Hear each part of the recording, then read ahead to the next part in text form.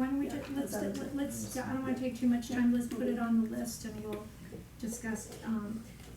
I had a question about marketing and communications and contracted writing for $6,000. What exactly did we use that contract for? So that's with Jennifer Anderson. She does the writing for Shorewood today. Mm-hmm. So because I don't know if we have a staff member that would have the time to do that. Typically, she charges currently $1,000 an issue, so that would add up to $4,000. That would be what you would see in last year's budget. She and I talked. The bid is charging her $1,500, and I knew that when we first started, so I asked her to at least do 3 years at $1,000 3 years ago when she first started, to allow us to build a relationship with her. So at this point, we're asking for that to be $1,500 an issue instead of a grant for an issue. Is that the 2,000? Is that the reason it's going up from 12,500 to 14,500? Yes. Everything else stays the same. Well, I would take that. Why is that not in the Shorewood Today budget?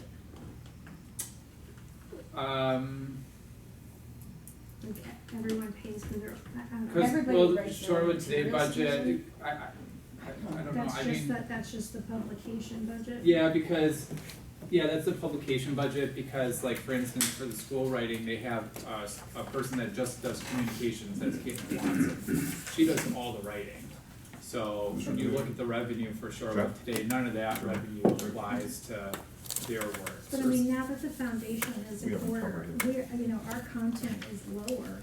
I mean, Yeah. how many articles is she writing for $1,500? For Village, she does probably about 7 or 8 articles All the whole time, not for 15, but you're saying for each 6? issue. Oh, for each 15? For each issue, 7 to 8 articles. 8 articles? How many articles? There's only like 14 pages. There's 40 pages, Oh, 40 to 48 pages. Yeah, but half of those are ads. yeah. Well, she does, 7 to 8 articles for us each time. I put it on the list. Okay. All right. Anything else on village manager? Furniture. I would like to know what furniture, it's $5,000, we're replacing. You're gonna say it much nicer than I am, so you go ahead. For at times throughout the year that is furniture or equipment that requires replacing that's unforeseen, so this is a placeholder in light of that. Contingency? Is that what you're saying? Nope, not contingency. No, they say that's what Equipment you're is- saying, it's a contingent, it's not for anything in particular? Correct. So it's a contingency, and do you have a contingency in your budget? No. No, it's in our budget. And, if it's furniture, I wouldn't support it. If it's equipment, I'd go back down to the projected 3,500.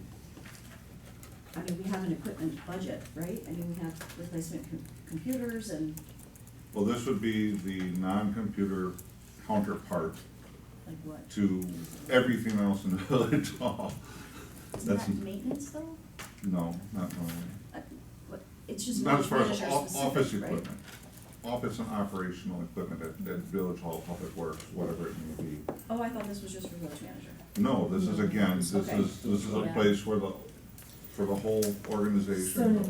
an example would be this year, Couple chairs we needed. right, so different, I'm thinking of normal, that's coming out in my mind, we needed a chair for her. There's some equipment related to desks that needed to get done in the main office downstairs, so that's where that light item. And it doesn't in. come out of facility maintenance? DPW doesn't do it? No, no, that's more structural in nature. I still would go down to what was projected this year. It's only 1,500, but. This is Mike Marr. Did we expend anything in 2017 on that line item? This is a new line item. Historically, these types of purchases were buried inside either office supplies or department supplies. And we feel that this is a better practice to at least identify this type of line item for those types of purchases and not give. Did you subtract that from some line of office supplies then? Not formally, no. Okay, well, can we do that? Well, again, this is the second year this has been in. Well, I mean, I'd support taking it back down to 3,500. Or, yeah, and just, or subtracting it out of office, you know, some budget that has office supplies that are going Well, up. I mean, I don't care if they wanna show it here separately, fine. it's not a bad idea, just, but, But you hear what he just said, the same purchases used to come from office supplies. I know, I Which would make me think understand. that you would reduce office supplies by that exact number. That's what I would Okay, propose. so why don't we put it on the list and with proposal to take it back down to 35? Could I just have one brief follow-up?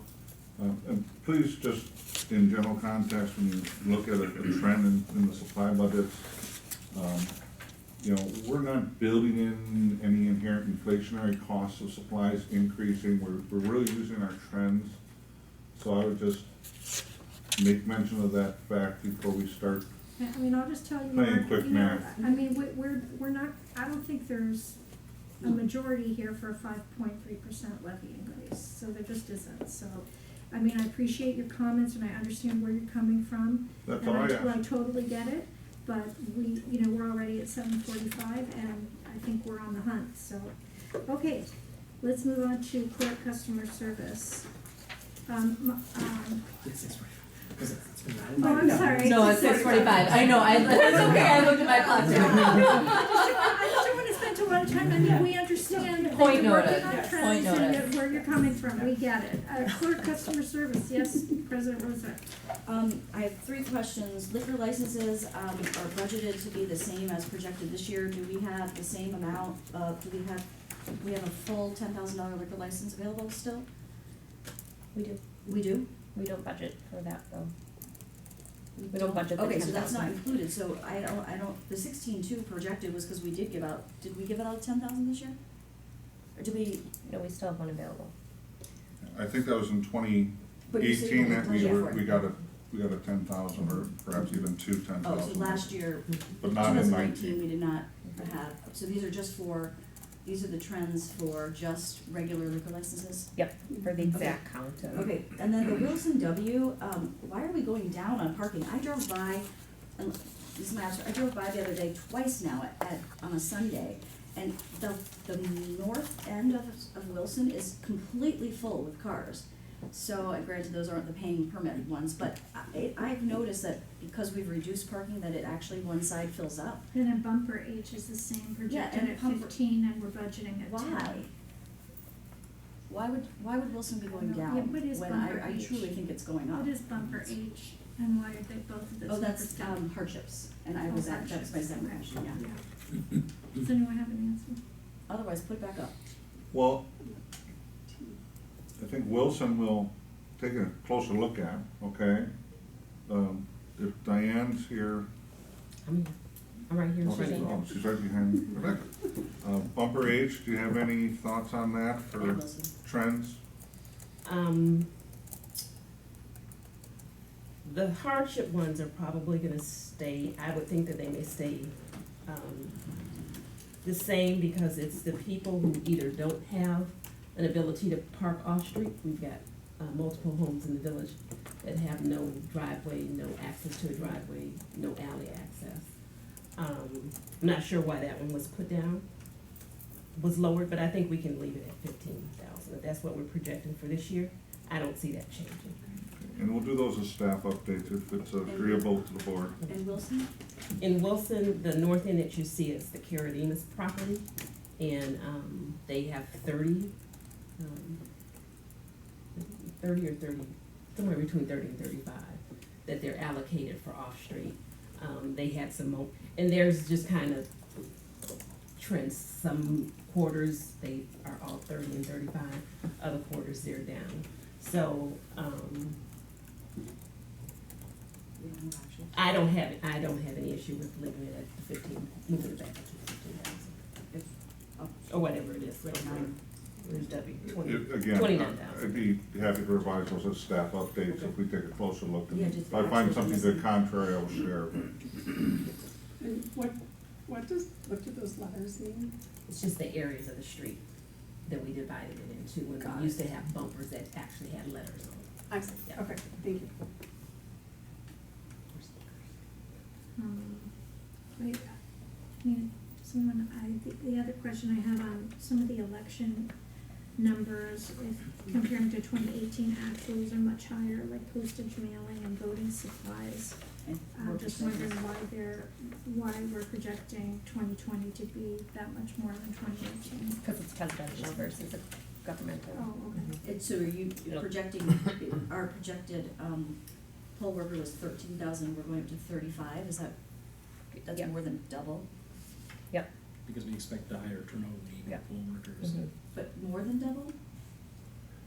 Is that typical, that it's like 70%, it's 190, well, that's to budget, but to actuals, 13 to We'd have to 30. look at 2016. Yeah, Yeah. could we just see that information? Seems high. 2016, didn't we have something like 87, 88% turnout? Yeah. And I'd love to get to 100 for the presidential election, Right. but I would think it would be somewhere in that ballpark. I thought the last presidential election was really high. It was, I Yeah. mean, that was really high. Yeah, 87 inside, but I Yeah. didn't, I don't know what year, I don't know. 16, I don't know how much you're gonna improve on 16 and 2020, because we're already at 87. Right. Do But, you want the 2016 actual? oh, For poll workers, yes. Yeah, 28,476. Okay. And I believe we've done a poll worker stipend increase since 2016 as well, that was approved by the board, so I would have to review some history, but I believe that the math is pretty close, Okay. Great to know. which is why the difference between 2016 and Do 2020. we have any other questions on? yeah, I just had a question about the new canvas will be in effect for 2020, so Yep. will that potentially lower any of the costs for the poll workers, or Yeah. no?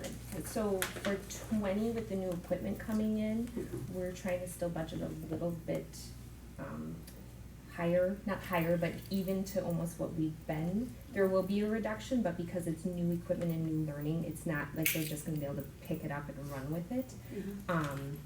So I just want, I need to at least give an election or two to see what that's gonna look like before I can tell you how much of a reduction that's going to save us. Is it good you pay for training? Yeah. You pay for the hours of Yeah. training? But we're also doing, in addition to that, we're also doing the fourth polling location, if you will. for Correct, yeah. absentee. So Yeah. will that potentially see any cost savings, or?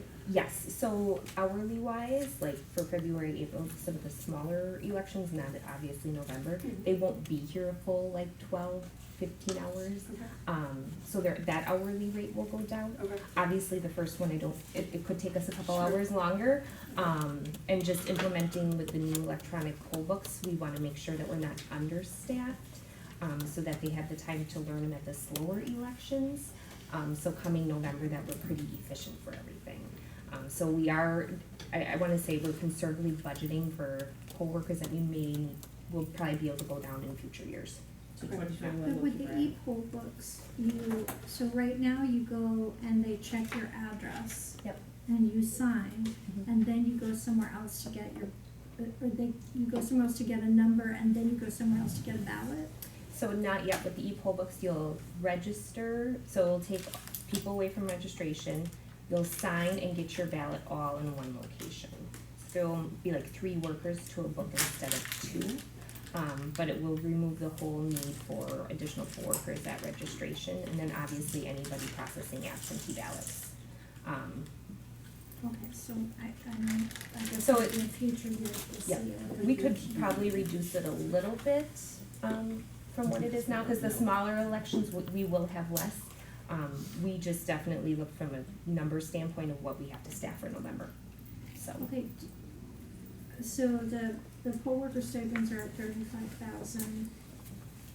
I mean, Does anyone wanna put that on the list, or, I mean, I don't know. and what do you think reducing it realistic? With all of Yeah, that. you could take it to 30, She was in Would that be 16, was comfortable? 28 plus I mean, the 30, raise or okay. I something. mean, I think Alright. 30 would be. 30 would be good. If you 30 is think, good if for you me. think cause that it's at with every, least, it's at least a little more than what sure, 2018 was, Right. cause we know we'll have more traffic. Yep. But we could go down to 30. I would do that as a staff adjustment, Chairman Apple. okay. If, trustee Amanda, if you'd be so kind, perhaps to flip over to the, page 110, and we'll clear through some of the initial capital items up through the clerk's department. I'm sorry, Page 110, thank you. You know, I'd rather not. yeah, I'd rather get to those separately. I mean, I did read these and I had some thoughts about them and I mean, they all kind of relate to each other and I think we need to do some picking and choosing and, so, yeah, let's just keep going, we'll get there. Okay, finance, 51 and 52. only question I had was the citizen engagement software program, what is that, what is the benefit of it? That is the implementation of a public interface for financial data, which, Balancing Act, OpenGov, there's a number of them. We haven't priced anything specific. They all tend to range the same. This is one of the things that staff was tasked with, quite honestly, a while back to improve transparency. So we listed in this year's budget as a potential to implement if it's funded. Is it like what the county has, that you could go and say, I wanna see all the utility bills, or I wanna see all the bills too of this particular, so we'll get into the accounts payable. Well, depending on the package that ultimately we select, we'd have to do some vetting of that to see what the board's preference would be, but that's certainly one avenue that could get to. I mean, let's put it, I wanna put it on the list because like, you know, I mean, this whole thing with the water meters, if like people are gonna wanna get on and look at how much water they're using, I'm kinda dubious that anyone's really gonna be tracking their water usage at that rate, so, I mean, I'm all for, I think it would be good to have the information available, I would certainly use it, I'm not sure that the public at large would be, that it would be that big of a benefit to the public at large, but, I mean, so I'd like to just put it on the list, I'm not saying I'm against it, but I just wanna see